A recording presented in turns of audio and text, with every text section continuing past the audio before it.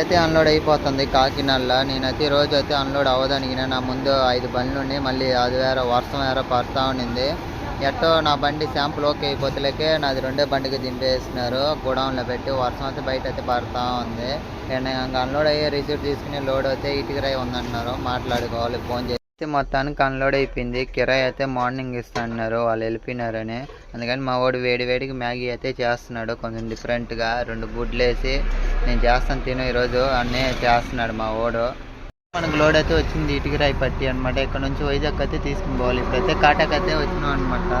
ఇక్కడ నుంచి ఒక 1/2 కిలోమీటర్ లోడింగ్ పాయింట్. లోడింగ్ అయితే అయిపోద్ది అంటున్నారు. కూలోళ్ళు అయితే ఇంకా ఎవరు రాలేదు. పార్టీ అయితే అయిపోద్ది రండి అన్నాడు. కాటా అయితే పెట్టుకుని పోవాలి. ఇప్పుడు కూలోళ్ళు అయితే వచ్చేసినారనమాట ఒక 4. మొత్తం ఇదే అనమాట యాడ్ నుంచి ఇంకా తయారు చేసినారు. వాళ్ళకి తడవకుండా అయితే పట్లు అయితే కప్పేస్తున్నారు.